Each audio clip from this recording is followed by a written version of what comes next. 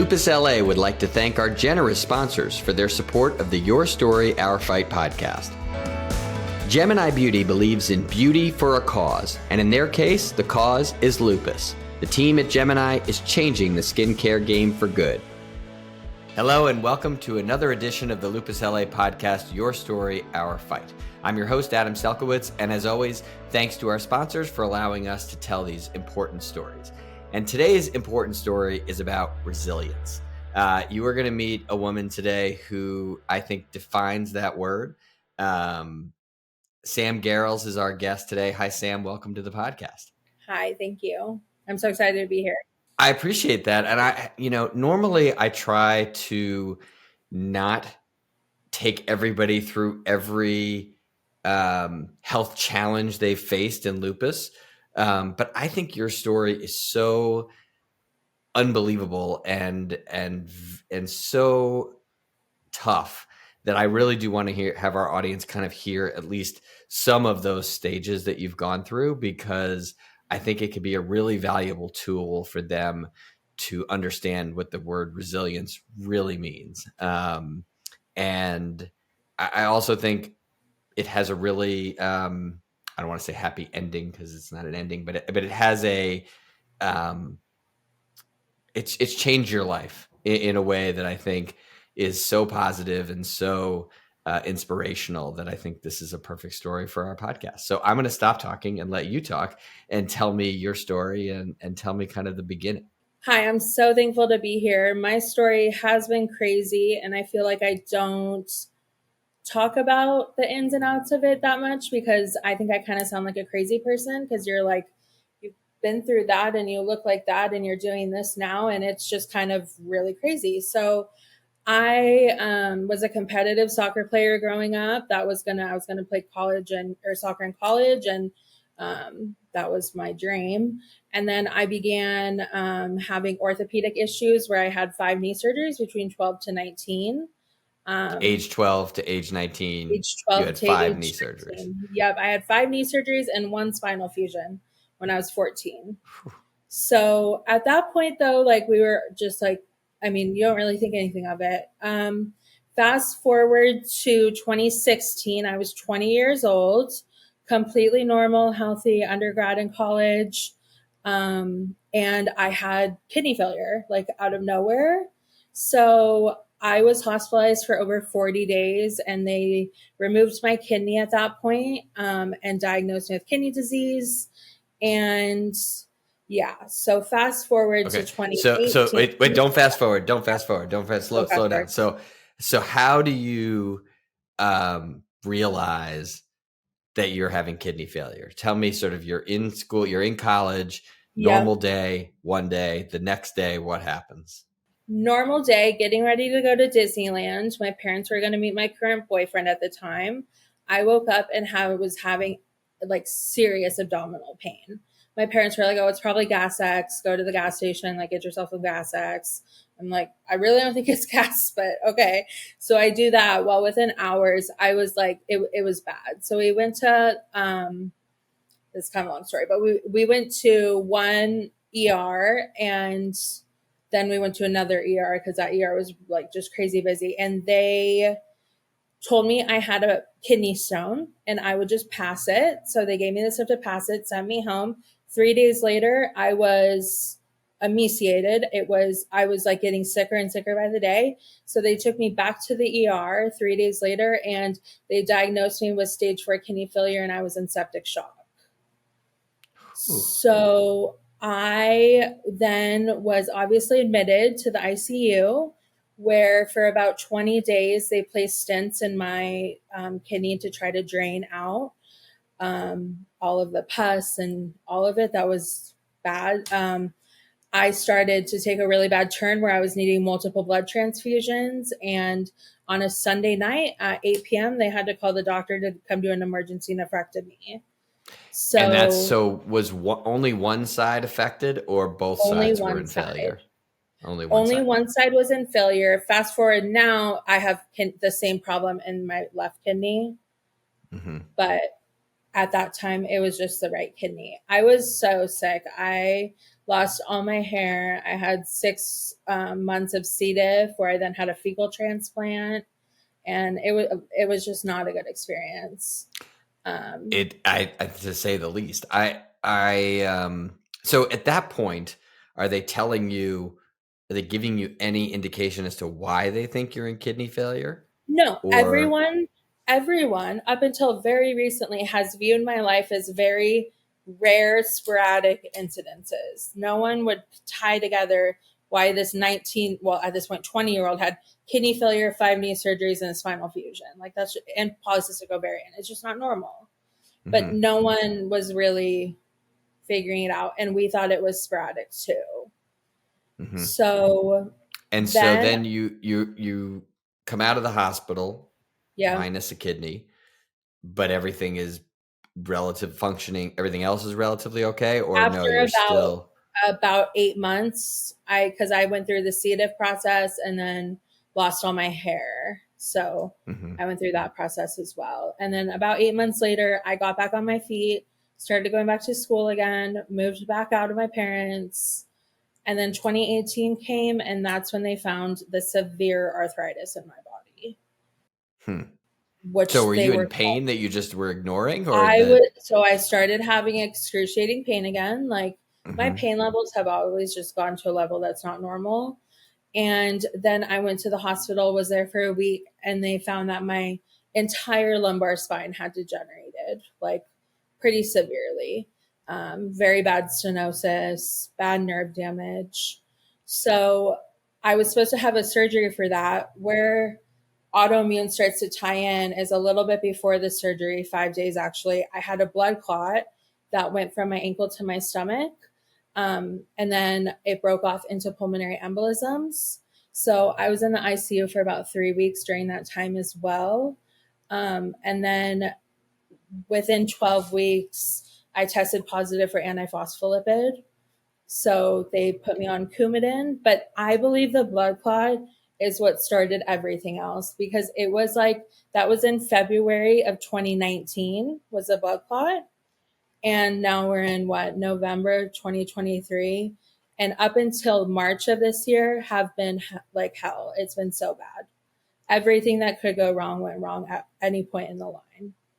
And doctors were like, "You're so complex. We don't have a box to fit you in." And then they just kept handing me off. So I saw 3 rheumatologists, multitude of other doctors. Because after the antiphospholipid, I started having daily fevers between anywhere from a low grade to 995 to like 103.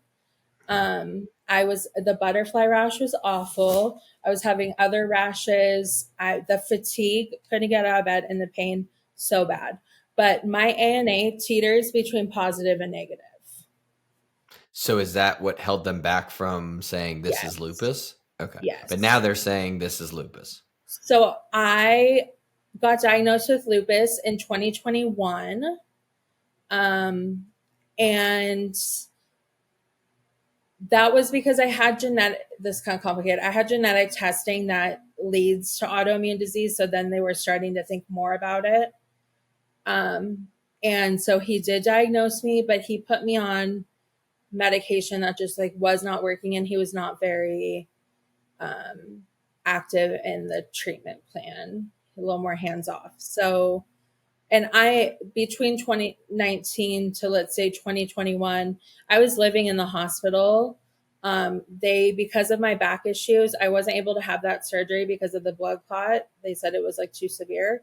So I was on a Foley catheter for 3 years because I lost control of my bladder function. Ay, ay. And that had to be extremely, that was like one of the most hardest times.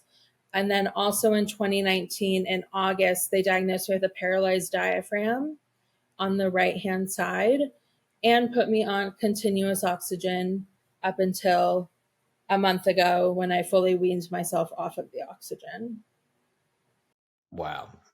That's, when we talked before, I heard part of your story, but I think the amount of ups and downs you've had and I would say mostly downs, I mean, Yeah. from what you've just said, is incredible. And the fact that you're talking to me today and there's a energy in your voice and a smile in your face is unbelievable to me, and incredible, really. So tell me, when you got the lupus diagnosis, did that make sense to you? Was it like, okay, this moment of like, okay, now we have a we you know we have a box to put We this had in? thought it, my family and I had thought it was lupus since that blood clot event after Is there it just, history of lupus in your family? oh my goodness. So, of course, found this out after, but the entire lineage of my mom and the entire lineage of my biological father, like lupus, RA, fibro, Hashimoto's, all of it. Everyone has it. So, my mom's sick too. So, Hmm. she has ankylosing spondylitis, RA, and celiac. So, we're very used to being sick in the family. The CVS must love your Oh, household, Steve. right? Oh, yeah. Oh, yeah. I'm like, hey, it's Sam.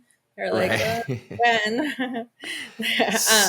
Yeah. So that's interesting in the sense that while you were going through did your mom have some of these diagnoses before your She issues? did. So it's very Yeah. interesting to me that no doctor sort of really picked up on, wait, there's a huge history of autoimmune in the family, Mhm. um, and piece that together. That's a little surprising. Yeah, it was frustrating. And that was actually one of the main. So my treatment really changed in 2022 last year. I moved to Phoenix, Arizona, and I started with a whole new team of doctors.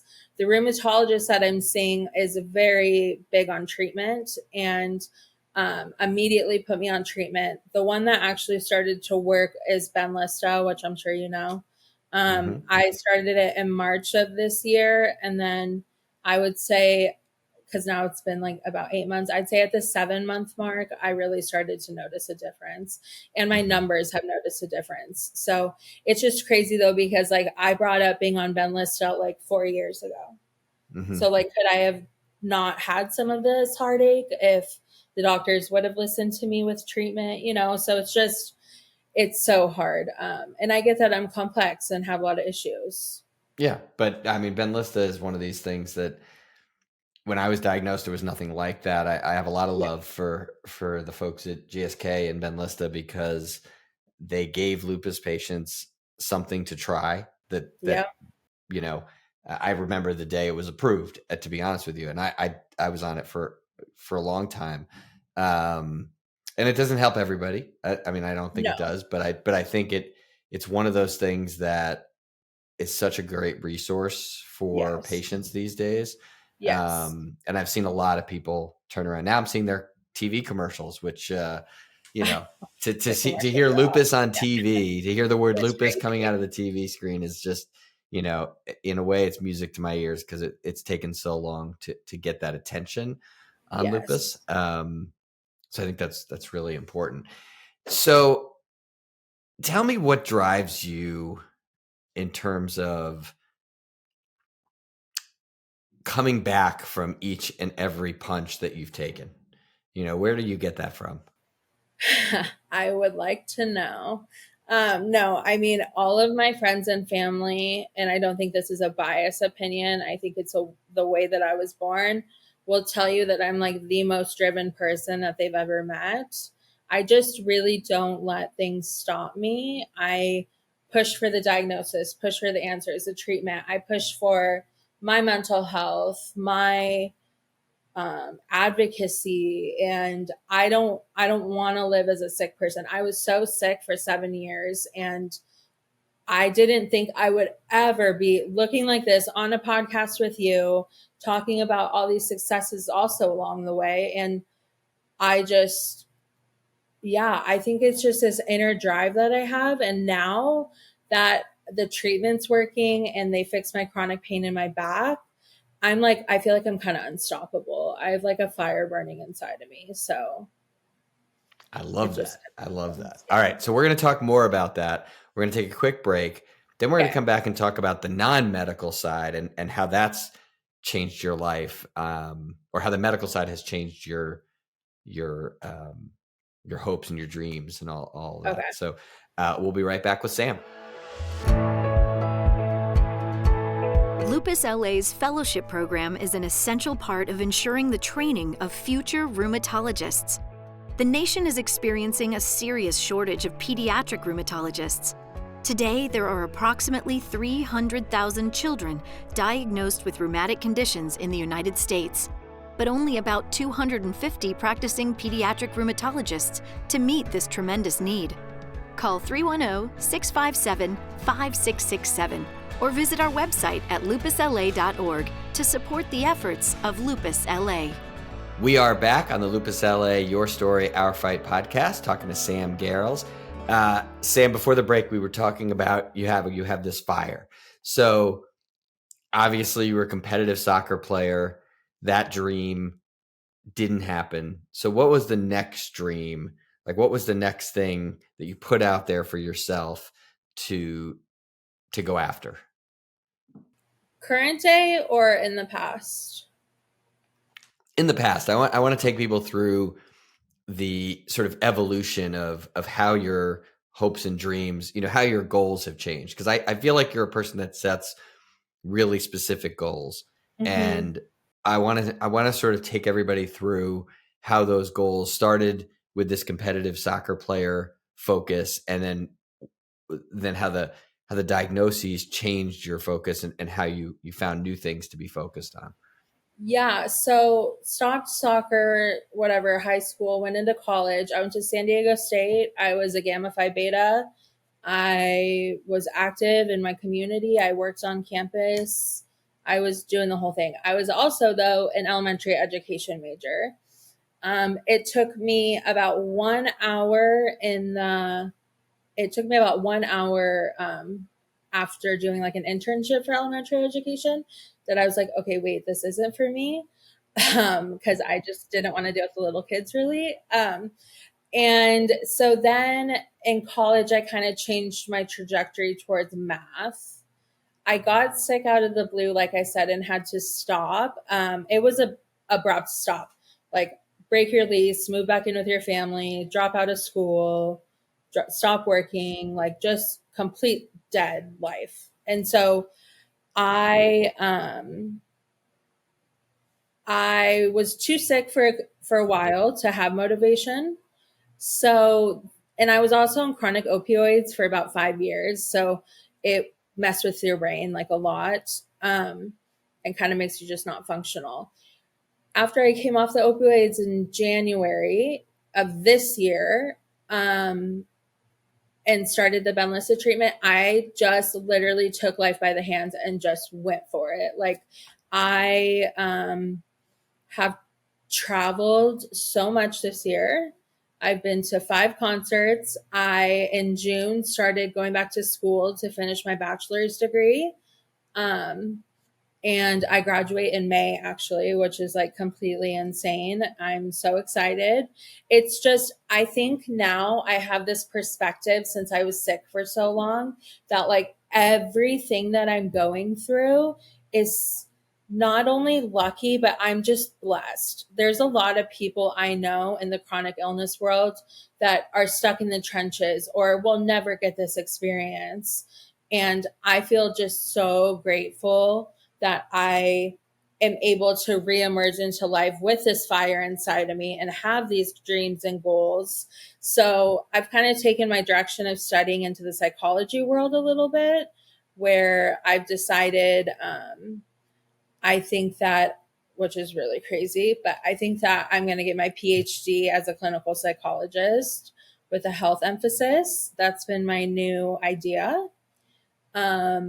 So that's kind of a work in progress after I finish my bachelor's. I'm also moving out of my parents' house again in January, which is a huge step. Many people would tell you they thought I'd never move out.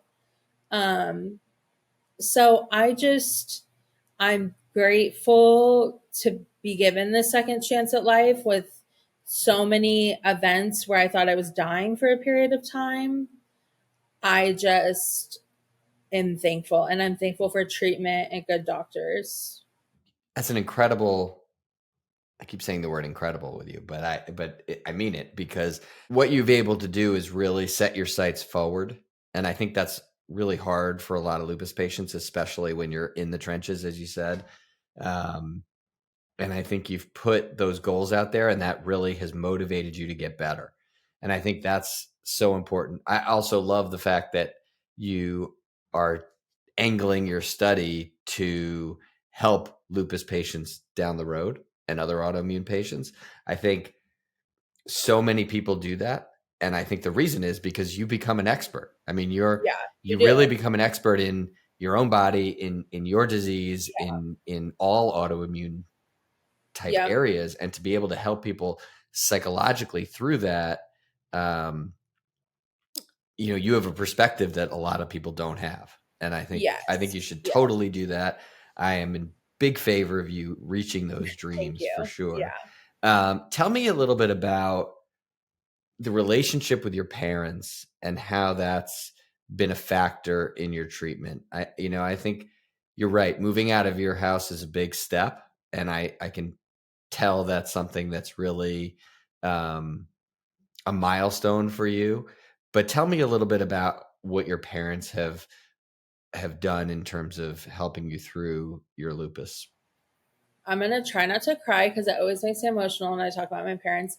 I am so blessed. Like, I feel like I said when I was really sick, I was like, I feel like I was given this life, but I also feel like I was given the best people to go through this life with. Like, my parents and my grandparents have been, I mean, my mom took off work for 4 years and was my primary caregiver, like water, bathroom, anything, medicine. She took care of it. My dad also went to all the appointments right before COVID when he could take two people.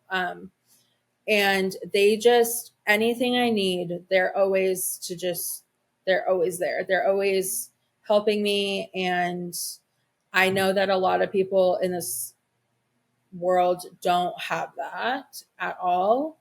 But my parents are also extremely young, and I kind of consider them like my best friends. But they've just been, every hospital visit, they were there every day. And when I had my kidney failure, my mom slept on the couch for 40 days, like just really supportive. Tell me about, because I find this interesting too. I think when you have parents that are terrific like that, you can sometimes, as the patient, become so dependent on that. So, how do they help you, but also make sure that you have gotten the motivation that you obviously have? How do you think Mm-hmm. they've been able to do that? I think we have very open lines of communication. Um, we talk everything through the furthest it can be talked through. Um, I just think that they have just always known how to handle it. Um,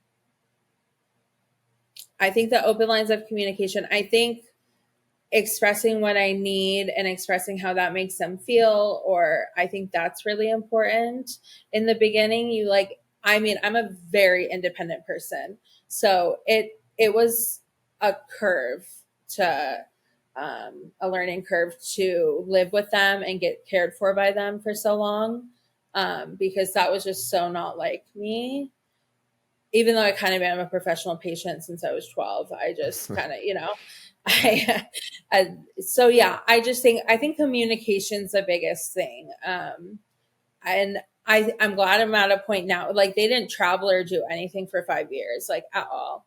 And we're a very active family. And so they're like at the point now where they can travel again and I can stay at the house and I can help out. And it's just crazy. So I think they also, though, while they've been incredibly supportive and there for me, my parents are very, uh, they want me to be very self sufficient. They Mm-hmm. think I can be sick, but also be self sufficient. And so, yeah, so that's kind of what I'm battling with now is I've been bedbound, hospital bound for 7 years. And I'm like taking this leap of moving out, getting a different degree, working again a little bit. And it's a big jump, but they're very supportive. What do you think will mean the most to them?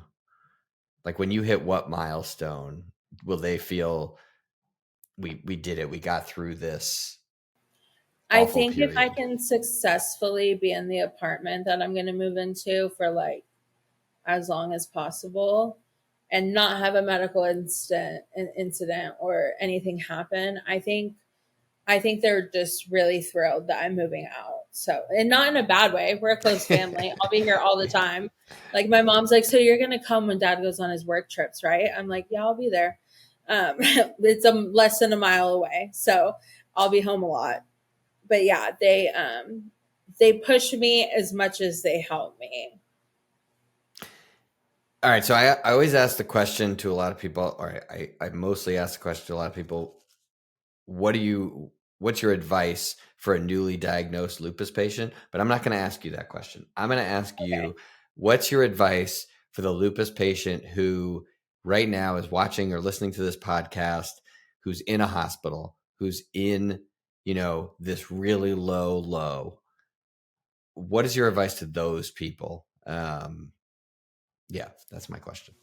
Yes. My first, and it's so cliche, I almost don't want to say it, but is don't give up. Like no matter how bad it is at the current moment, like life ebbs and flows. You are gonna, like, there's possibility for you to get better, and you have to keep that hopefulness within you, because that hopefulness is what's going to drive you to be day 10, 11, 12 in the hospital, where it's scary and the support is little and you don't know what you're dealing with. I think that I would also have them keep advocating for the best healthcare. I think unfortunately healthcare differs so much in different places, and every doctor has a different opinion at the end of the day. And so if you're not happy with your medical team, go to find another medical team. You're not doctor shopping. You're just trying to figure out the best road for you to take to get better and out of the hospital. You can't give up. I wanted to give up, and I dealt with very deep depression and suicidal ideation and stuff that was dark. And if I didn't think that one day it would get better, it probably I may not have that drive. That's great advice. I think that's exactly what I think. I haven't been where you've been, but that's exactly, I think, the right message for sure. Yeah. All right. Yeah. The last question.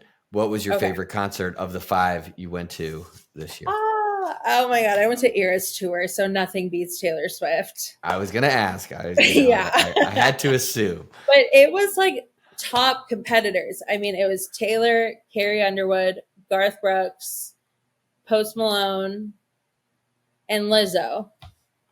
There you go.